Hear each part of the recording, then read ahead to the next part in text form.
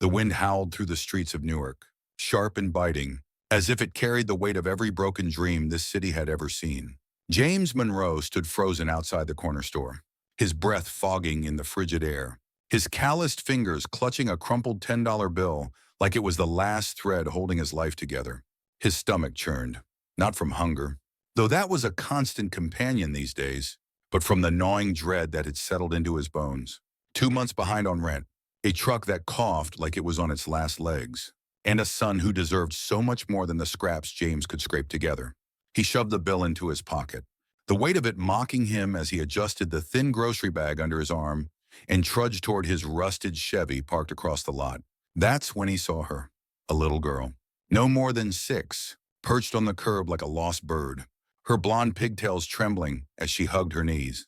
Tears streaked her pale cheeks, her soft sobs cutting through the wind like a knife. James stopped dead, his heart lurching in his chest. This wasn't his problem.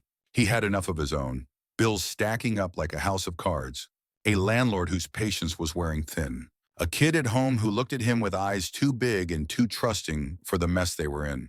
But then she looked up, her blue eyes wide and terrified, and something inside him cracked. He cursed under his breath, his boots scuffing the pavement as he shifted direction. Trouble was the last thing he needed. People like him didn't get the benefit of the doubt in this town. A black man stopping to help a crying white girl. He could already hear the whispers, feel the suspicious stares. But those eyes, scared, lost, pleading, reminded him too much of his own boy, Caleb, frigid. And the thought of someone walking past his son like that twisted his gut into knots. Hey, sweetheart, he said, his voice low and careful as he crouched a few feet away, keeping his hands visible. You okay? She flinched, shrinking into herself, her tiny hands gripping her pink coat tighter. Fear flashed across her face, not just of being lost, but of him. James felt it like a punch, the familiar sting of being seen as a threat before he'd even opened his mouth. He swallowed hard, forcing his tone to stay soft. I'm not gonna hurt you, I promise.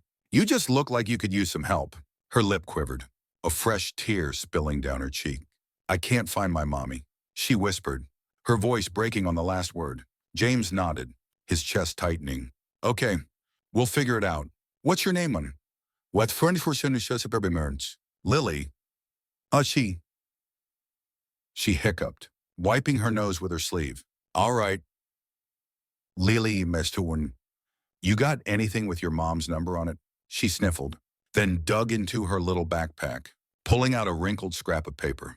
James took it gently, smoothing it out, a phone number and an address scribbled in shaky ink. He pulled out his cracked phone, dialed, and waited.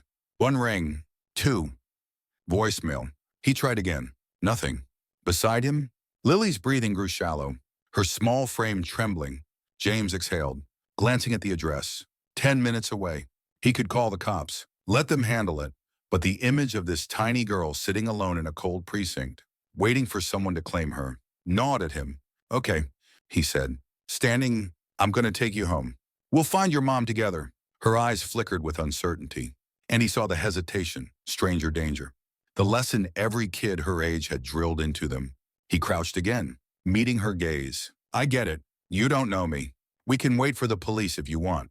Or you can sit in my truck, buckled in, hit Chineni to 101, and I won't move till you say so. Your call, Manehonachanam. She bit her lip, then whispered, okay. Minutes later, James was behind the wheel. Lily buckled into the passenger seat, her backpack clutched tight. The old Chevy wheezed as it started, the engine's rattle a grim reminder of how close it was to giving up. You're nice, she said after a quiet stretch, her voice small but steady. James let out a dry chuckle. You don't even know me. Kid, Soner, she shrugged, staring out the window. You didn't leave me. The words hit him hard, lodging somewhere deep in his chest. He didn't reply, just kept driving, the weight of her trust pressing against the doubt swirling in his mind. The address led them to a neighborhood that felt like another planet. Tree-lined streets, manicured lawns, houses with gleaming shutters and SUVs that cost more than he'd made in years. His truck stuck out like a sore thumb, its faded paint and dented fender screaming outsider. He slowed in front of a 2-story home, pristine and picture perfect. And before he could park, The front door burst open. A woman sprinted out, her dark hair wild, her coat flapping as she stumbled down the steps. Lily, Sarimam, she cried, dropping to her knees as the girl scrambled out of the truck and ran into her arms. Mommy, Lily sobbed, clinging to her. The woman, her mother, held her tight, tears streaming down her face as she pressed kisses to Lily's forehead. Oh my God, baby, come in. I was so scared. Then her eyes lifted, locking onto James. Relief flickered there, then confusion, and finally a shadow of wariness. She stood, one arm still around Lily, and took a cautious step forward. James braced himself, recognizing that look, the split-second calculation people made when they saw him, deciding if he was the hero or the villain. I found her outside the store, he said, keeping his voice even, pulling the paper from his pocket. She was crying. Tried calling. No answer. The woman took it, her fingers trembling slightly as she glanced at the number. I didn't even realize she was gone till I got home. She said, her voice cracking. I thought she was right behind me in the parking lot. Guilt etched lines into her face, and James felt an unexpected pang of sympathy. It happens, he said, softer than he meant to. She swallowed, looking from Lily to him. Thank you. Turn my churn. Really, Easton near. I don't know what I'd have done if... She stopped, shaking her head. No problem, James said, turning toward his truck. Mr. James, Sporn, Certain. Lily's voice stopped him. He looked back as she stepped forward, her tiny hands twisting the hem of her coat. Thank you for not leaving me. Before he could respond, she darted forward and threw her arms around his neck in a quick, fierce hug. Warmth flooded his chest, catching him off guard. And then she was gone, back at her mother's side. The woman watched him, something softer in her eyes now. I'm Sarah Coleman, she said. If there's anything I can do, you don't owe me anything. James cut in, sharper than he intended. He wasn't here for pity or handouts. She nodded, and he walked away, feeling her gaze on him as he climbed into his truck and drove off. The ride back was quiet, the hum of the engine filling the space where his thoughts churned. That look from Sarah, the hesitation, the flicker of doubt, it wasn't new. He'd seen it 100 times. In stores, on sidewalks, from cops who lingered too long. He'd done the right thing, gotten a scared kid home safe. And still, for a moment, she'd wondered if he was the problem. It stung, but he'd expected it. By the time he parked outside his crumbling apartment building, the sun was dipping low, casting long shadows across the cracked asphalt. He sat there, hands gripping the wheel, trying to shake the weight of it. He had bigger things to worry about. Caleb, Earthrain rent, a truck that might not start tomorrow. No time to dwell on what he couldn't change. He grabbed the grocery bag and stepped out, locking the door with a creak. That's when a sleek black sedan rolled into the lot, its polished surface gleaming under the streetlights. James tensed, his eyes narrowing as a man stepped out, tall, broad-shouldered, dressed in a suit that screamed money. The man's gaze locked onto him, sharp and steady. Then he smiled. A practiced, polished thing, Mr. Monroe, was. His voice was smooth, confident. James didn't move. Who's asking? The man extended a hand. David Coleman. My wife told me what you did for my daughter. James glanced at the hand but didn't take it, his grip tightening on the bag. She already thanked me. David dropped his hand, unfazed. I'm sure she did, but I wanted to do more than just say it. James let out a dry laugh, shaking his head. Look at that you. I'm not interested in whatever you think you owe me. I did what anyone would have. David studied him, then nodded. Fair enough. But I'm not talking about a reward. I'm talking about an opportunity. James frowned, his guard still up. Opportunity. David stepped closer, lowering his voice. I run Coleman Construction. We're always looking for people with the kind of character you showed today. I'd like to offer you a job. The words hit like a freight train. James blinked, his mind scrambling. A job. He'd braced for a check, some guilt-driven gesture. Not this. You don't even know me, he said, folding his arms. David's smile didn't falter. I know you didn't walk away from a scared little girl. I know you didn't ask for anything in return. That's enough for me. James wanted to argue, to poke holes in it. But the truth was, he needed work, steady work, not the odd jobs that barely kept the lights on. He rubbed his jaw, hesitating. What's the catch? David chuckled. No catch. Just a job. Honest pay for honest work. He pulled a business card from his pocket and held it out. Think about it. Call me if you're interested. James stared at the card, then took it, the weight of it heavy in his hand.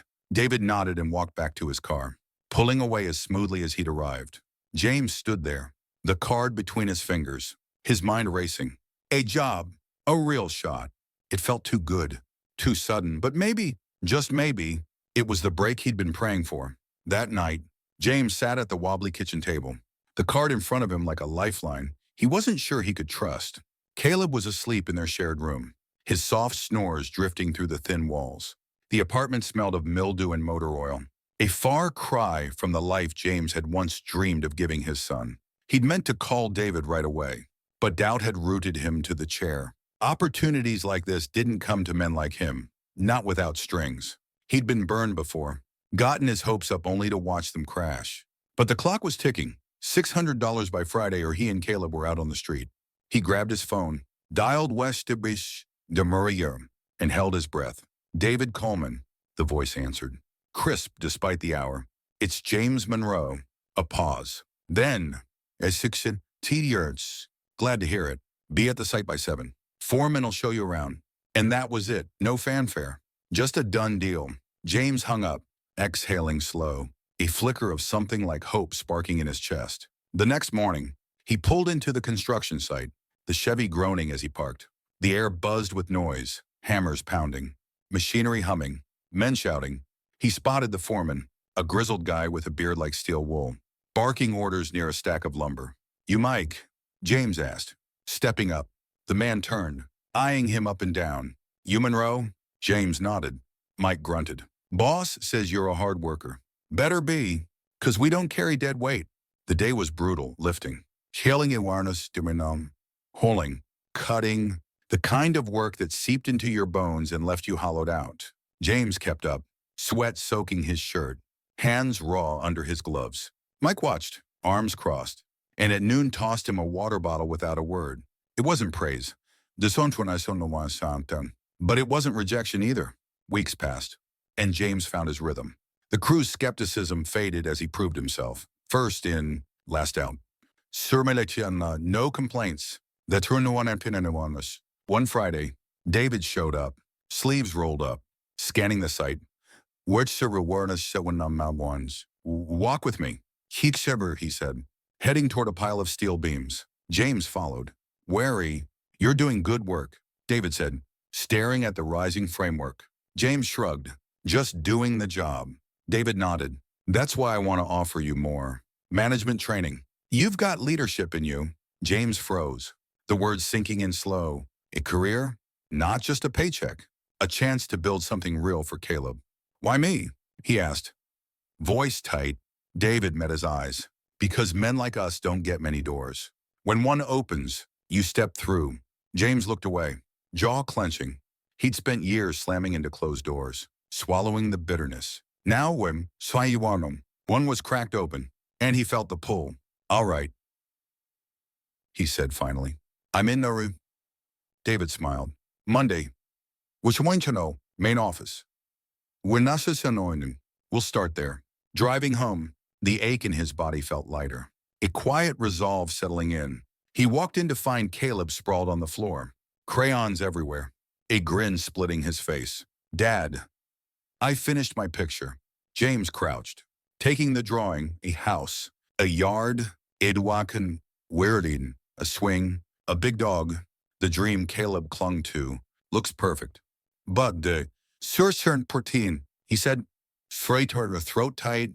Caleb tilted his head. You look happy. James ruffled his hair, a real smile breaking through.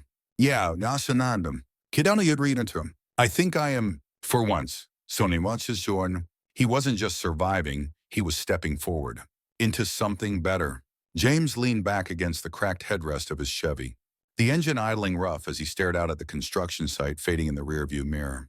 The sun dipped below the horizon, painting the sky in streaks of orange and purple, a fleeting beauty that felt out of place against the gritty reality of his world.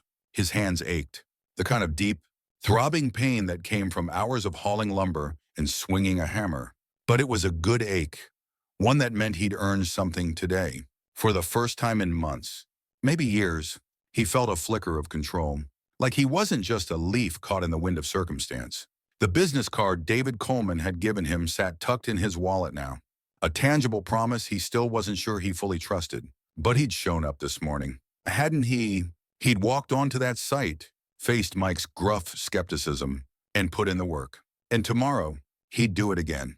He shifted the truck into gear, the transmission grinding in protest, and headed home. The weight of the day settling into his bones alongside that fragile spark of hope. The apartment building loomed ahead, its chipped paint and flickering streetlights a stark contrast to the polished neighborhood where he dropped Lily off. James parked, with one on Norfonas, wincing as the Chevy coughed one last time before shutting off. He grabbed his lunchbox, a dented metal thing he'd carried since his days at the auto shop, and climbed the stairs. Each creak of the wood under his boots a reminder of how close he was to losing this place. Inside, the air was thick with the faint smell of damp walls and the cheap coffee he'd brewed that morning. Caleb sat cross-legged on the floor, a coloring book open in front of him, his small tongue poking out as he concentrated on filling in a lopsided tree. The sight hit James square in the chest, his boy. 8 years old but too skinny, his oversized hoodie swallowing his frame. Caleb looked up, his dark eyes lighting with that quiet joy that always made James feel both proud and guilty. Hey, Tumen, ider Monroe. You're late. Menon Masudet. James forced a smile, setting the lunchbox on the counter. Yeah, Bud, would nicer do. Long day. What you working on? Caleb held up the book, beaming. It's a forest. See? I made the trees big so the animals have lots of places to hide. James crouched beside him, running a hand over his son's tight curls. Looks like a good spot for him. You eat yet? Caleb nodded. Peanut butter sandwich. Shakakuri did nisurunchurunch. There's still some left if you want. The casual way he said it, like it was normal to stretch a jar of peanut butter across days, twisted something in James's gut. He ruffled Caleb's hair again, harder this time, to hide the lump in his throat. I'm good, kid. You finish that forest. All right. He stood, moving to the tiny kitchenette where the fridge hummed a tired tune. Opening it revealed the usual suspects, a half-empty milk carton, a loaf of bread with 3 slices left. That damn peanut butter jar scraped nearly clean. He grabbed a slice of bread, spread what little was left across it, and I'd standing up, the dry bite sticking in his throat. Caleb deserved better. Steak on the table. A fridge that didn't mock them with its emptiness. A bed that didn't groan every time he shifted. James chewed slowly, staring at the peeling wallpaper. The memory of David's words echoing in his head. Men like us don't get many doors. He'd spend so long believing every door was locked tight, bolted shut by a world that didn't give a damn about a man like him. But today, one had creaked open, and he'd stepped through. Management training, a real shot. He washed the bread down with a swig of water from the tap, the cold liquid grounding him. Tomorrow was Saturday, Caleb's school was out, and James had promised to take him to the park. Maybe he'd scraped together enough for a hot dog from the vendor by the swings. Small victories. The weekend passed in a blur of small moments that stuck with him. Caleb's laughter as he raced across the patchy grass at Lincoln Park. The way his skinny legs pumped as he chased a pigeon. The warmth of the sun cutting through the chill as they split that hot dog. Ketchup smearing Caleb's grin. James watched him, a quiet ache blooming in his chest. This was why he'd said yes to David. Why he'd keep showing up at that site. No matter how hard Mike rode him or how heavy the beams got. Monday morning came fast. The alarm blaring at 5. Trinta, sir. James dragged himself out of bed, the springs creaking as he moved. He pulled on his work boots, the leather worn but sturdy, and checked on Caleb, still asleep, curled under a threadbare blanket. Big day. Bakaniness, he whispered, brushing a kiss across his son's forehead before heading out. The drive to Coleman Construction's main office was longer, cutting through parts of Newark he rarely saw. Glass-fronted buildings and coffee shops with lines out the door. He parked, the Chevy looking like a relic next to the shiny pickups and sedans in the lot, and walked inside, his stomach knotting with something between nerves and defiance. The receptionist, a young woman with a tight bun and a polite smile, glanced up. James Monroe, Nani would put a servant. He nodded, and she pointed him down a hall. Mr. Coleman's waiting. The office was all clean lines and polished wood, a far cry from the dust and chaos of the site. David stood by a window, hands in his pockets, staring out at the city skyline. He turned as James entered, that same controlled smile on his face. Right on time. Good. James shifted, unsure what to say. Didn't want to keep you waiting. David gestured to a chair. Sit. We've got a lot to cover. What followed was a crash course. Charts, a hint, schedules, talk of budgets and timelines that made James's head spin. But he listened. Scribbling notes on a legal pad, David slid across the desk, determined not to miss a word. You'll shadow one of our site managers, Paul Rivera. Yes, Renata wanted one strainer wrote, David said, tapping a folder. He's tough. Hinakanamrawum, but he knows his stuff. Learn from him. And you'll be running your own crew in 6 months. James nodded, the weight of it sinking in. 6 months. So, a future he could touch. I won't let you down, he said, meeting David's gaze. David leaned back, studying him. I don't think you will. The next few weeks were a grind. Days split between the site and the office. Learning the ropes from Paul, a wiry Puerto Rican guy with a quick temper and a quicker mind. Paul didn't coddle him, barking orders and quizzing him on specs until James's brain felt like it had burst. But he kept up, soaking it in, proving he could handle it. The crew noticed. Mike's grunts turned to nods, and the other guys started tossing him a morning instead of a side-eye. Paychecks started coming, steady and bigger than anything he'd seen in years. He paid the landlord half the back rent, bought Caleb a new pair of sneakers, nothing fancy. But the way his son's face lit up when he laced them up made James's chest swell. One night, after Caleb was asleep, James sat at the table, counting what was left, enough to cover the rest of the rent, maybe fix the truck's transmission. He leaned back, staring at the ceiling, a slow grin spreading across his face. He was climbing out of the hole, one rung at a time. Then came the call that shifted everything. It was a Thursday, late one, the sky outside a deep bruise of blue. James was wiping down the counter when his phone buzzed. David's name on the screen. Yeah, it's... He answered, wiping his hands on a rag. James, hurry, sure, to Winton. You free tomorrow afternoon. David's voice was clipped. Urgent. Got a client meeting. Big one. I want you there. James frowned. I'm still green. You've got instincts. David cut in. I've seen it. 2 o'clock. My office. Wear something decent. The line went dead. James stood there, pulse ticking up. A client meeting. He mastered him in. He didn't own decent, just jeans and work shirts, but he'd figure it out. The next day, he showed up in his cleanest button-down, the collar stiff from disuse, and a pair of slacks he'd ironed with shaky hands. David greeted him with a nod, ushering him into a conference room where 3 men in suits waited, their eyes sharp and assessing. This is James Monroe, David said, clapping a hand on his shoulder. He's one of our rising stars. Rising star? The words felt foreign, but James squared his shoulders, meeting their gazes. The meeting was a blur. Talk of a new development. Timelines were monotonous. Costs, but James spoke when asked, his voice steady, drawing on what Paul had drilled into him. When it ended, one of the suits shook his hand, a firm grip. Impressive, the guy said, and James felt a rush he hadn't known in years. Driving home, he couldn't stop the grin tugging at his lips. Caleb was waiting, sprawled on the floor with his crayons. Dad? You're fancy, he teased, eyeing the slacks. James laughed, scooping him up. Yeah, Bud, Dre's Wayne. Big day. Caleb squirmed free, holding up a new drawing, a house. Swing it one. He's a swing, a dog, just like before, but this time with 2 stick figures out front. That's us, Caleb said, pointing in our new place. If free James's throat tightened. Looks perfect. He managed, pulling Caleb close. That night, lying in bed, the springs quiet for once, James stared at the dark ceiling. The hole he'd been stuck in was still there, but it was shallower now. He could see the edge, and for the first time, he believed he'd climb out, not just for himself, but for the boy who still dreamed of a swing and a dog. The weeks that followed blurred into a rhythm James hadn't known since his days at the auto shop, a steady beat of purpose that drowned out the chaos he'd lived in for so long. Morning started before dawn. The sky still a deep indigo as he laced up his boots and slipped out, leaving Caleb curled under the blanket with a whispered promise to be back for dinner. The construction site became his proving ground. The clang of steel and the roar of machinery, a soundtrack to his climb.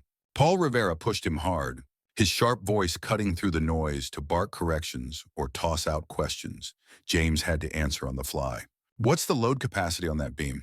Paul would snap, arms crossed, his dark eyes glinting with challenge.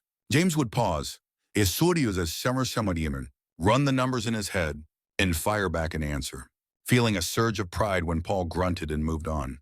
It wasn't praise, not outright, but it was enough. The office days were different, a quieter kind of pressure. He'd sit across from David in that polished room, poring over blueprints and schedules, learning the language of contracts and bids. His hands, rough from years of manual work, felt clumsy holding a pen instead of a hammer. But he adapted, scribbling notes until his wrist ached. David watched him, that steady gaze both a test and a reassurance. "You're getting it," he'd say, tapping a finger on the desk. "Keep pushing." And James did, because every late night, every sore muscle, every moment of doubt was a brick laid in the foundation of something better. The paychecks kept coming, each one a lifeline. He cleared the back rent. The landlord's gruff about time softened by a rare nod of respect. The truck got his transmission fixed. The mechanic's bill stinging, but worth it when the Chevy purred instead of wheezed. James even started a small savings stash, a few 20s tucked in an old coffee can under the sink. Nothing much, but a buffer against the next disaster. Caleb noticed the shift, his big eyes tracking the changes with a quiet wonder. "Dad, you're home more," he said one evening, perched on the couch with a bowl of off-brand cereal, milk dripping down his chin. James sat beside him, the springs groaning under their combined weight. "Yeah, Sermani, Puniria, Summerson. Things are steady now." Caleb grinned, a gap-toothed flash that lit up the dim room. "Does that mean we can get a dog?" James laughed, the sound rough but real. "Not yet. Kid and just so we're, but we're getting there." Caleb nodded, accepting it with that unshakable faith only an 8-year-old could muster, and went back to his cereal, leaving James staring at the flickering TV with a warmth spreading through his chest. Steady? It was a word he hadn't dared use in years, but it fit now, like a coat he was finally growing into. Then came the Friday that tilted the axis of his world again. The site was winding down, the crew packing up under a sky streaked with pink and gold. James was coiling a length of cable, sweat drying on his brow, when David's black sedan rolled in, kicking up dust. The man stepped out, casual in rolled-up sleeves, but carrying that same air of quiet command. He scanned the site, then beckoned James over with a jerk of his head. "Got a minute?" David asked, already walking toward the edge of the lot where the skeleton of the new building loomed. James followed, wiping his hands on his jeans, a flicker of unease curling in his gut. David stopped, hands in his pockets, staring up at the steel framework. "You've been here, what, 2 months now?" James nodded. About that. David turned, his eyes sharp but not unkind. "Paul says you're picking up faster than most, says you've got a head for this, not just hands." James shifted, unsure where this was going. "I'm just doing what he tells me." David's lips twitched, a half smile. "That's the thing. You don't just follow, you think? That's why I'm bumping you up." James blinked, the words not fully landing. "Bumping me up?" David nodded. "Assistant site manager. Starting Monday. You'll report to Paul, but you'll have your own crew to run. Pays better. Enough to get you and your boy out of that apartment if you want." The ground seemed to shift under James's feet, a dizzying mix of shock and something dangerously close to joy flooding his veins. Assistant site manager, his own crew, a real step up, not just a foothold. I don't know what to say," he managed, his voice rough. David clapped him on the shoulder, firm and steady. "Say yes. You've earned it." James swallowed hard, nodding. "Yes, Zafern." David's smile widened, just a fraction. "Good. See you Monday." The drive home was a haze, the Chevy's hum a distant drone under the roar of his thoughts. Assistant site manager. The title echoed in his skull, heavy and unreal. He could see it, moving Caleb out of that mildew-stained box, into a place with a yard, maybe even a swing like the one in his drawings. The thought made his chest ache. A good ache this time. One that pushed against the years of disappointment he'd carried like a second skin. He pulled into the lot, the street lights buzzing overhead, and sat there for a moment, hands resting on the wheel. The coffee can under the sink wouldn't cut it anymore. He'd need a bank account, a plan, a solution. The idea felt foreign, almost absurd, but it was real. He climbed the stairs, the creak of the woods softer somehow, and stepped inside. Caleb was at the table, hunched over a new drawing, crayons scattered like confetti. "Dad," he chirped, looking up. "You're early." James grinned, dropping his lunchbox with a thud. "Yes, sir, I am. Saranwana. Bud. Imesortonoin. Good day." He crouched beside him, peering at the paper, a house again, but bigger this time, with a tree and a dog that looked suspiciously like a German shepherd. "That our place?" he asked, voice soft. Caleb nodded, his curls bouncing. "Yup. To Mom. And that's Max. So now so you tension. He's gonna sleep in my room." James's throat tightened, his hand resting on Caleb's shoulder. "Macrain? In.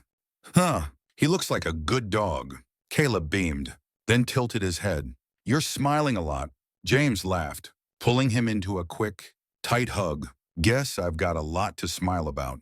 That night, after Caleb was asleep, James stood at the kitchen sink, washing the few dishes they'd used, 2 plates, 2 forks, a glass. The water ran cold, but he barely noticed, his mind spinning with possibilities. A new place, a yard, maybe even a school for Caleb with art classes. Not just the underfunded mess he was in now. He dried his hands, glancing at the coffee can he'd pulled out earlier. $60, small, but a start. He'd add to it, build it, make it something real. For the first time, the future didn't feel like a wall he'd crash into. It felt like a road, rough but open. Monday morning, he walked onto the site with a different weight on his shoulders. Not just responsibility, but authority. Paul met him with a nod, handing him a clipboard. "Your crew's over there," he said, jerking his thumb toward a group of guys near the lumber pile. "Don't screw it up." James took the clipboard, his grip firm. "I won't." The day was chaos, directing, troubleshooting, keeping the pace, but he thrived in it. His voice steady as he called out orders, his mind sharp as he adjusted plans on the fly. The crew tested him, pushing back with grumbles or half-assed efforts, but he held his ground, earning their respect one task at a time. By the end, his shirt was soaked, his boots caked in mud, but he felt alive. Electric. Weeks turned to months, and the job became his anchor. The pay bumped him into a new bracket, enough to sign a lease on a small house across town. Nothing fancy, but with a patch of grass out back and a second bedroom for Caleb. Moving day was a blur of boxes and laughter. Caleb racing around the empty rooms, claiming his space. "This is mine," he shouted, flopping onto the floor of the smaller bedroom. Arms spread wide, James leaned in the doorway, a tired grin on his face. "All yours." "Bud dud. And Tatri worse." They unpacked slowly, the house filling with their sparse belongings. A couch from a thrift store, a table with a wobbly leg, Caleb's drawings taped to the fridge. The first night, James lay on a mattress on the floor, the quiet of the new place wrapping around him like a blanket. No sirens wailing outside, no neighbors arguing through the walls, just the soft creak of the house settling and Caleb's steady breathing down the hall. He closed his eyes, a peace he hadn't known in years settling into his bones. One Saturday, Tornawe, months later, James stood in the backyard, hammering nails into a wooden frame, a swing, just like Caleb's drawings. The boy watched, bouncing on his toes, a grin splitting his face. "Is it done yet?" he asked, for the 10th time that hour. James laughed, wiping sweat from his brow. "Almost, kid." "Hold your horses," he finished, stepping back as Caleb scrambled onto the seat. Pushing off with a whoop, the swing swayed, the ropes creaking, and James watched, his chest full. This was it, the dream, or damn close to it. The coffee can was long gone, replaced by a savings account with enough for emergencies, and maybe, one day, that dog Caleb kept naming Max. He'd stepped through the door David had opened, and it hadn't slammed shut behind him. It had led here, to a home. Sorry him. Life. A future he'd built with his own hands. And as Caleb's laughter rang out, cutting through the crisp air. James knew he'd keep building. For as long as it took, the backyard swing creaked rhythmically under Caleb's weight, a sound that blended with the rustle of leaves in the late autumn breeze. James stood there, hands on his hips, watching his son soar back and forth, the boy's laughter a bright thread weaving through the quiet afternoon. The sun hung low, casting long shadows across the patchy grass. And for a moment, James let himself breathe, really breathe, feeling the tension that had knotted his shoulders for years loosen just a fraction. The house behind him wasn't much to look at. Peeling paint on the porch, a roof that'd need replacing in a few years, a kitchen window that stuck no matter how hard he yanked. But it was theirs, paid for with sweat and stubborn grit. And that made it a palace in his eyes. Caleb's sneakers scuffed the dirt as he dragged his feet to slow down, hopping off with a grin that showed the gap where a baby tooth had fallen out the week before. "Dad, can we get the dog now?" he asked, his voice a mix of hope and impatience. The same question he'd been circling back to since they'd moved in 3 months ago. James chuckled, the sound rough but warm. "You don't give up. Do you?" "Do you?" Caleb shook his head, curls bouncing. "Nope. Max needs a home, and we've got one now." James crouched, leveling his gaze with his son's. "We'll see. Bud, in my cherie, gotta make sure we're set first." "Okay." Caleb's grin didn't falter. He nodded, trusting as always, and darted back to the swing, leaving James with a pang of something bittersweet. A dog. Another promise he wanted to keep. Another piece of the life he was piecing together, one shaky step at a time. Inside, the house smelled of the spaghetti James had thrown together, cheap sauce from a jar, noodles from a dented box. But Caleb had eaten 2 bowls, sauce smearing his cheeks like war paint. The kitchen table wobbled as James cleared the plates, a reminder of the thrift store run that had furnished most of the place. He scrubbed the dishes by hand, the hot water stinging his cracked knuckles, his mind drifting to the site. Assistant site manager had settled into his bones now, the title less foreign with each passing week. Paul still rode him hard, but there was a grudging respect in the man's clipped nods, a shift James felt in the crew too. They listened when he spoke, followed his calls without the eye rolls he'd gotten at first. The paycheck that came with it was a lifeline, letting him breathe easier, plan further. To rush through Wasserman's, he'd even started eyeing a used car lot down the street, dreaming of trading the Chevy for something that didn't groan like an old man every time he turned the key, drying his hands on a frayed towel. He glanced at Caleb, now sprawled on the living room floor with his crayons, humming some tune from school. The kid's resilience, his ability to find joy in a half-empty fridge or a secondhand couch, humbled James, drove him to keep pushing. He wouldn't let that light dim, not if he could help it. The next morning broke cold and gray, the kind of day that made James's joints ache as he climbed into the Chevy and headed to the site. The crew was already there, breath fogging in the chill as they unloaded a shipment of rebar. Paul met him with a grunt, thrusting a thermos of coffee into his hands. "You're late." "Durante temari, serdebermanemasha, iserin," he said, though the clock on the dash had read 6:58 when James pulled in. "Traffic's." James lied, taking a sip of the bitter brew. Paul smirked, a rare crack in his usual scowl. "Yeah, sure. Get your guys moving. Clients coming by at 10. And this place better look sharp." James nodded, draining the coffee and handing the thermos back. He strode toward his crew, 6 guys, a mix of old-timers and new blood, clapping his hands to get their attention. "All right, let's hustle. Rebar's got to be staged by 9. And I want the perimeter cleared. Move it." They grumbled but got to work, and James jumped in, hauling steel until his shoulders burned, barking adjustments when someone slacked. By 10, the site gleamed, or as close to gleaming as a half-built frame could get. David rolled in right on time, flanked by 2 suits James recognized from that first client meeting months back. "Monroe, Weinstein," David called, waving him over. James wiped his hands on his jeans, jogging to meet them, his pulse ticking up. "Site's looking good," one of the suits said, a bald guy with a handshake like a vice. "Your crew's tight." James nodded, keeping his voice steady. "They're solid. We're on schedule." David's eyes flicked to him, a glint of approval there. "James is running point on this section," he said, clapping a hand on his shoulder. Urenasharanin Isuriyawarmrinam. He's why we're ahead. The praise landed heavy, warming James's chest even as he fought to keep his face neutral. The bald guy raised an eyebrow. That's so. Keep it up. Monroe, his fin. They moved on, talking numbers and timelines, but James caught David's nod as they left. A silent, "You're doing it." He turned back to the crew, a quiet fire sparking in his gut. That night, Tinto, he sat at the kitchen table, a beer in hand, his first in weeks. A small indulgence after a day that felt like a win. Caleb was asleep, the house quiet except for the hum of the fridge. A newer model he'd splurged on when the old one finally died.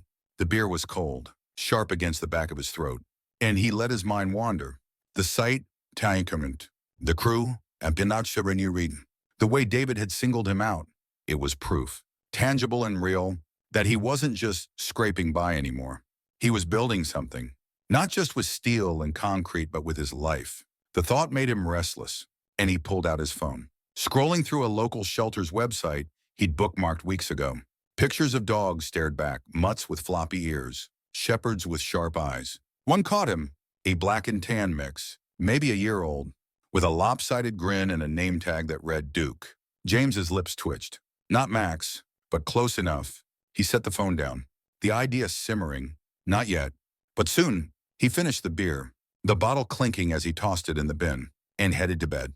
The spring silent under his weight for once. Months rolled on, the seasons shifting from brittle winter to a tentative spring. The house grew into itself. New curtains from a discount store, a rug to cover the scuffed floors, a secondhand grill James fired up on weekends. Caleb's room filled with drawings, the walls a gallery of his dreams, and James added a bookshelf, stocking it with books he'd picked up cheap at a library sale. Work stayed steady, the site rising floor by floor under his watch. Paul eased off, trusting James to handle more, and the crew leaned on him, their grumbles turning to backslaps. One Friday, David called him to the office, the air thick with the scent of fresh coffee and ink. "You've been at this a year now," David said, leaning back in his chair. James nodded, hands clasped in his lap. "Year one, feels longer?" David chuckled. "It does that. A server term. I've got a new project, bigger, downtown. I want you running it. Full site manager." The words hit like a shockwave, rippling through James's core. Full site manager. The Shamaral Sunshine, his own gig, top to bottom. "You serious?" he asked, voice low. David's smile was steady. "Dead serious. You've earned it. Pays double what you're pulling now." James exhaled, a shaky breath he hadn't realized he'd been holding. Double. Enough to save, to plan, to breathe. Sirwen Pinnerning, Tumermachson. "I'm in," he said, the decision instant. David slid a contract across the desk. "Sign it. We start in 2 weeks." 2 weeks later, James stood on the new site, a clipboard in hand, the skyline of Newark stretching out behind him. His crew, bigger now, 20 guys moved under his direction, their rhythm tight, his voice carrying over the din. The first paycheck hit his account that Friday, the numbers staring back at him from the bank app, making his head spin. He drove straight to the shelter after work, the air warm with the promise of summer. Duke was still there, that lopsided grin unchanged. James signed the papers. He paid the fee and walked out with a leash in one hand and a wriggling bundle of fur at his side. Caleb's scream when he saw the dog echoed through the house, pure joy bouncing off the walls as he dropped to his knees, Duke licking his face. "Dad, is he ours?" James grinned, crouching beside him. "Ye are one of them. Bakaniprinted. Meet Duke." Caleb threw his arms around James's neck. Then Duke's are wanting on. Laughter spilling out as the dog barked, tail wagging like a metronome. James watched, his chest full to bursting. The swing swayed gently in the breeze outside. The house stood solid around them. And Duke, Max in spirit, bounded across the floor. He'd stepped through the door, climbed out of the hole, and built this, a life, upon a home, a promise kept. And as Caleb's giggles filled the air, James knew he'd keep building. For as long as it took, because this was worth every damn second. The summer sun beat down on the new site, a relentless heat that turned James's shirt into a second skin by noon. He stood at the edge of the lot, clipboard in hand, squinting against the glare as his crew hauled steel beams into place. The downtown project was a beast, 10 stories, A mix of retail and apartments. The kind of build that could redefine a chunk of Newark's skyline. His skyline now, in a way, full site manager wasn't just a title, it was a weight. A mantle he wore with every shouted order. Every decision scratched onto the blueprints. 20 guys moved under his watch. Their rhythm honed over weeks into something he could feel in his gut. Tight, efficient, rear. Sweat stung his eyes as he waved off a forklift driver veering too close to a stack of rebar, his voice cutting through the rumble of machinery. Hey, Hamidiforn, Torres Sorn. Watch your line, keep it clear. The driver nodded. Adjusting course. This is Senendaman, Sidiman, and James turned back to the plans, tracing a finger over the next phase.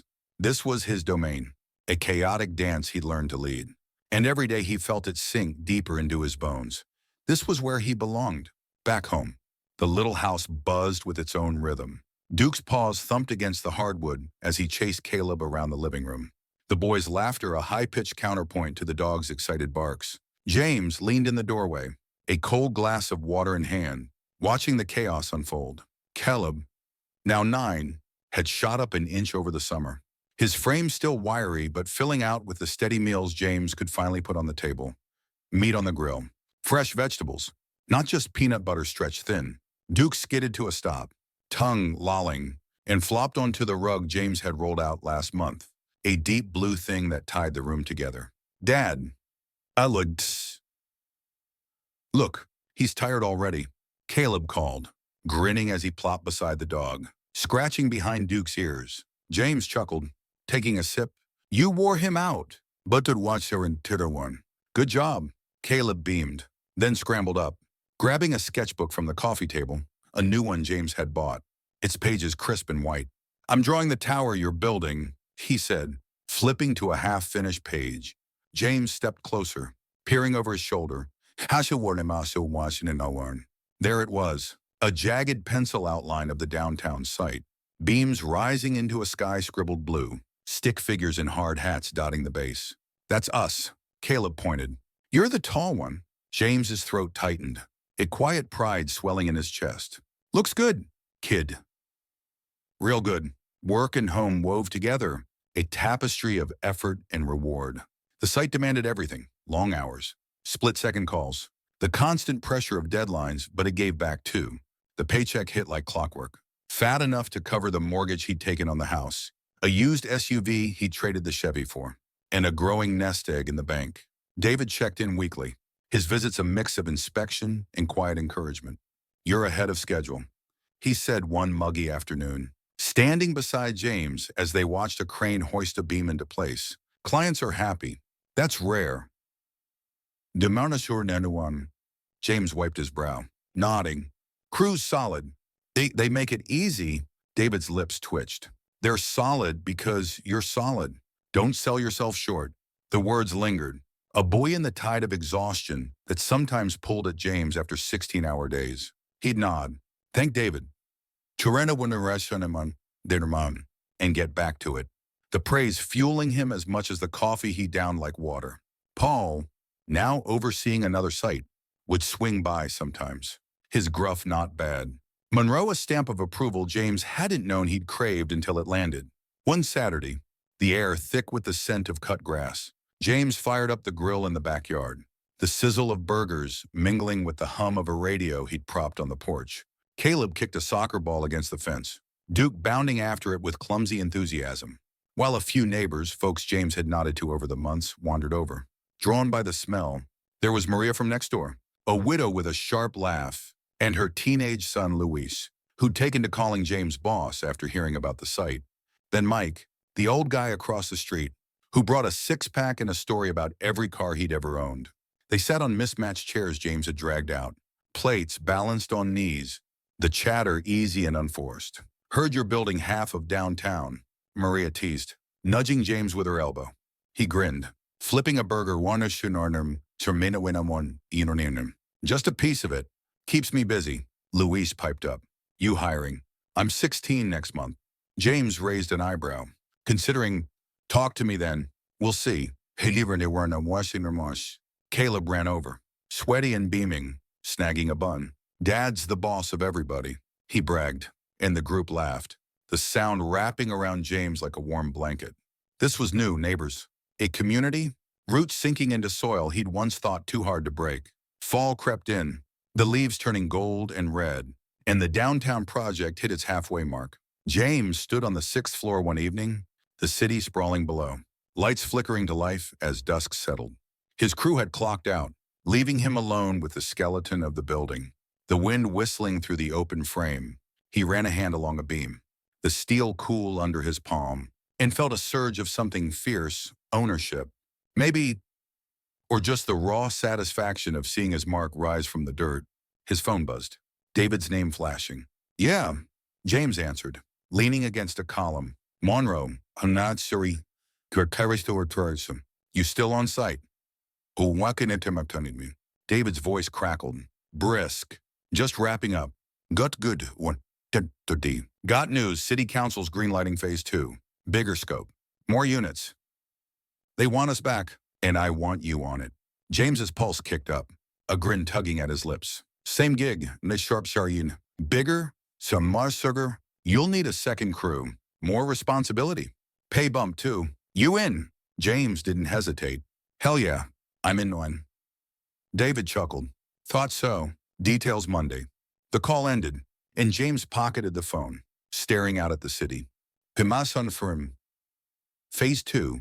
More crews. More money. If what in Hamanum. More of his stamp on this place. He exhaled, the breath fogging in the cooling air, and headed down Moses Fernandez, the stairs clanging under his boots. Home was quiet when he walked in, the glow of a lamp spilling from the living room. Caleb was sprawled on the couch, Duke curled beside him, both asleep under a blanket James's mom had sent last Christmas. The sketchbook lay open on the floor.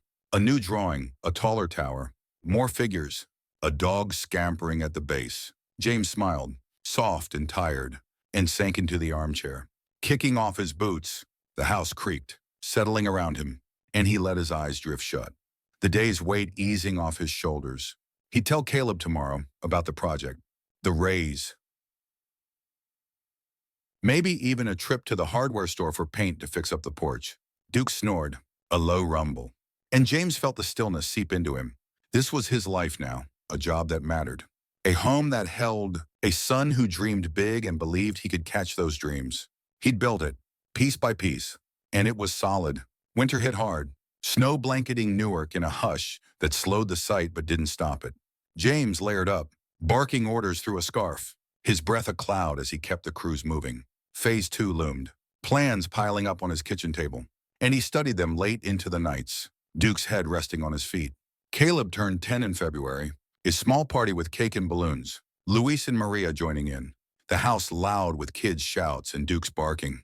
James handed Caleb a wrapped box, a real soccer ball, not the patched-up one he'd been kicking, and watched his son's eyes light up, brighter than the candles. For the yard, James said, ruffling his hair.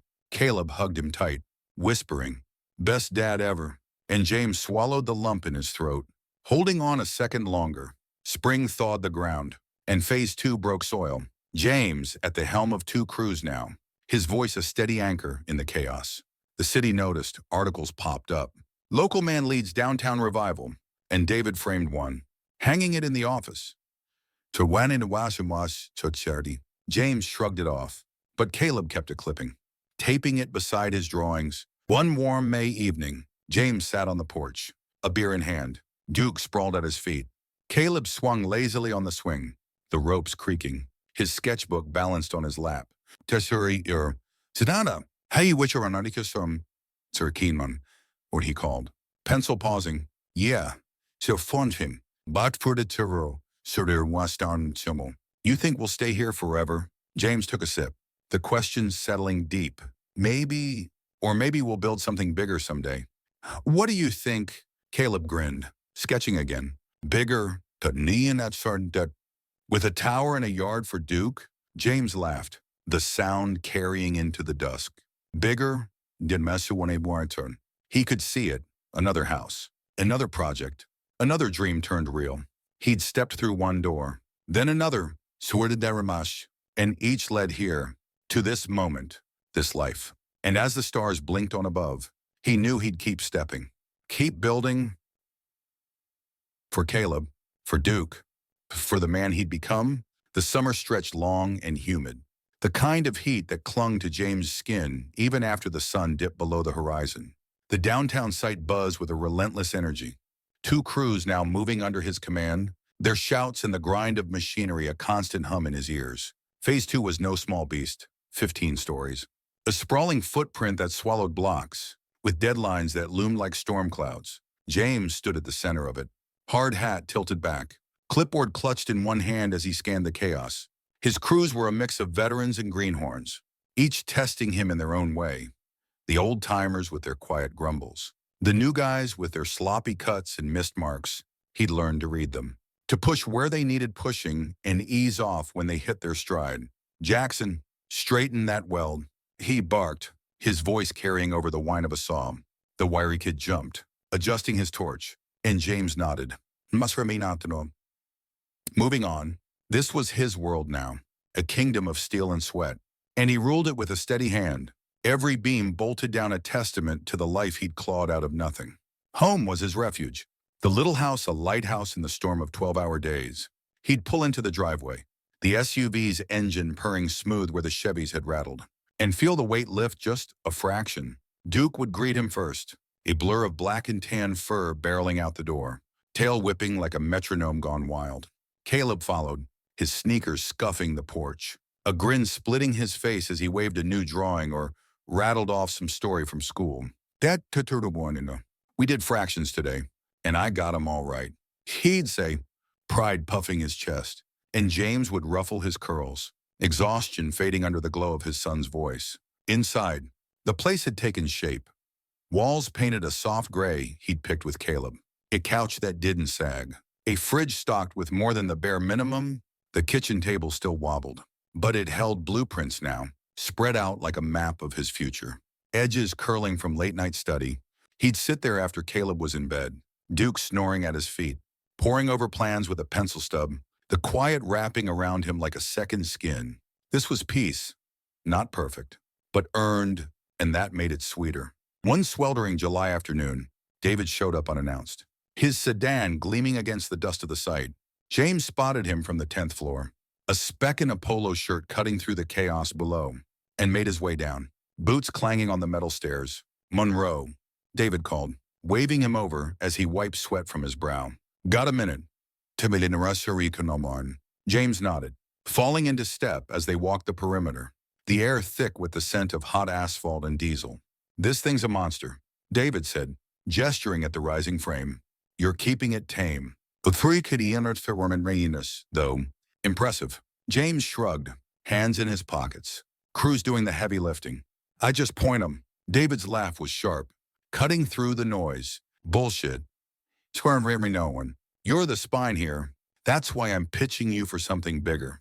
James stopped, turning to face him, a flicker of wariness in his gut. "Bigger than this?" David nodded, eyes glinting. "Regional manager slots opening. Oversight on multiple sites, not just one. You'd be my eyes across Jersey, Newark, and training to the Trenton, maybe Philly down the line. Triple the pay. Office gig with field time. I think you're ready." The words slammed into James, a tidal wave of shock and possibility. Regional manager. Triple the pay. A leap so high it made his head spin. "I'm still cutting my teeth here," he said, voice low, testing the ground. David clapped his shoulder. "Firm, one who is. You've cut him deep enough. Think it over. I need an answer by next week." He walked off, leaving James standing there, the sight blurring around him as his mind raced. That night, he didn't sleep. He sat on the porch, a beer sweating in his hand. Duke sprawled beside him, the crickets a soft chorus in the dark. Regional manager. It wasn't just a job, it was a life changer. The kind of move that could lift him and Caleb out of the grind for good. A bigger house, a better school, college savings that weren't just a pipe dream. But it scared him too, the scale of it.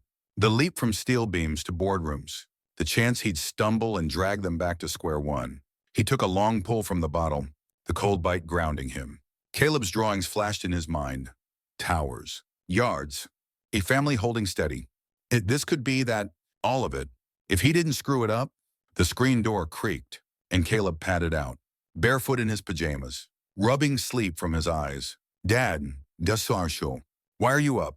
James set the beer down, patting the step beside him. Just thinking. The bitter's fud, then fever. Come sit.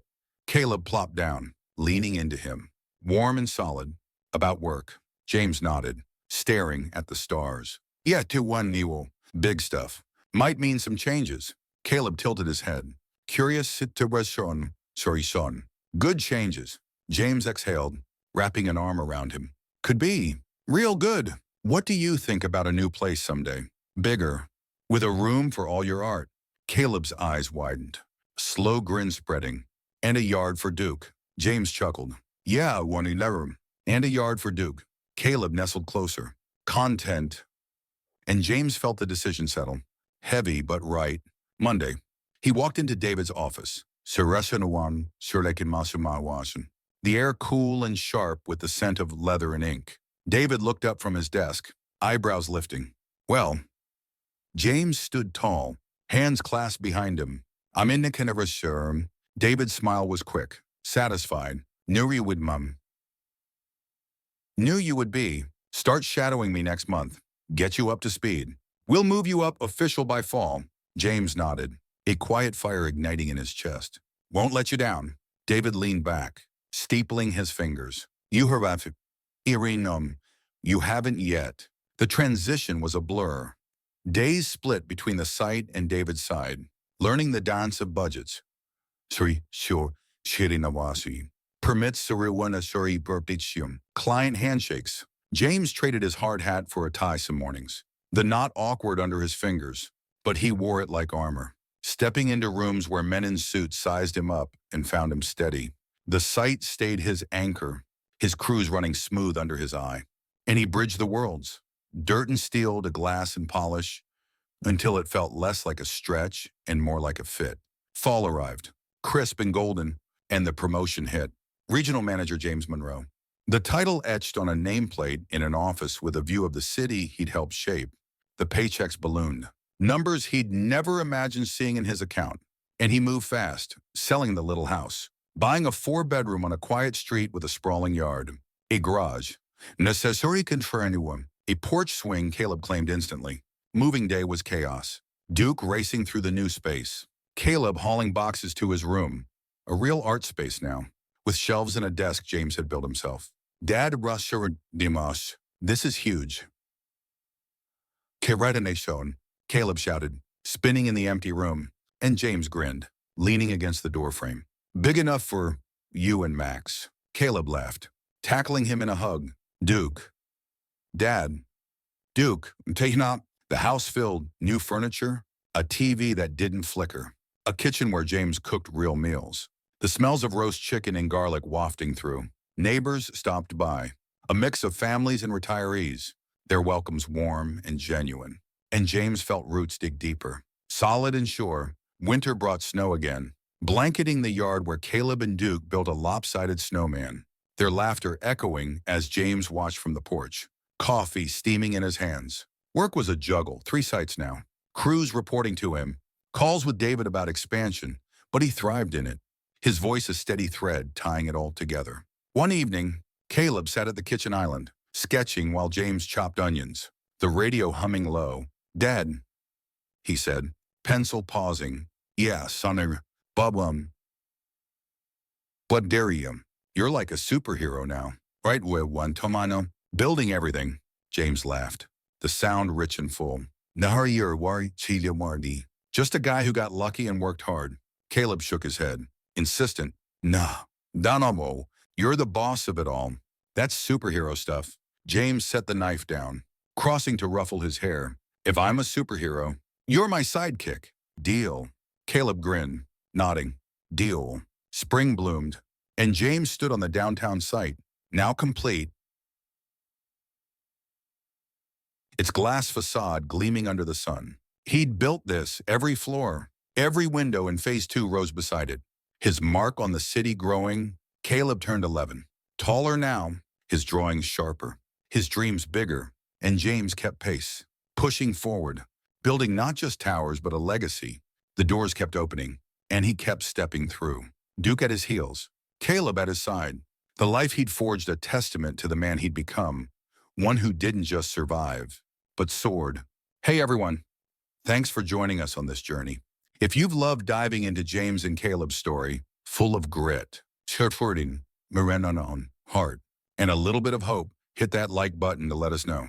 And don't forget to subscribe and tap the notification bell so you never miss a chapter of these meaningful tales. Stick with us for more stories that hit you right in the feels. See you in the next one.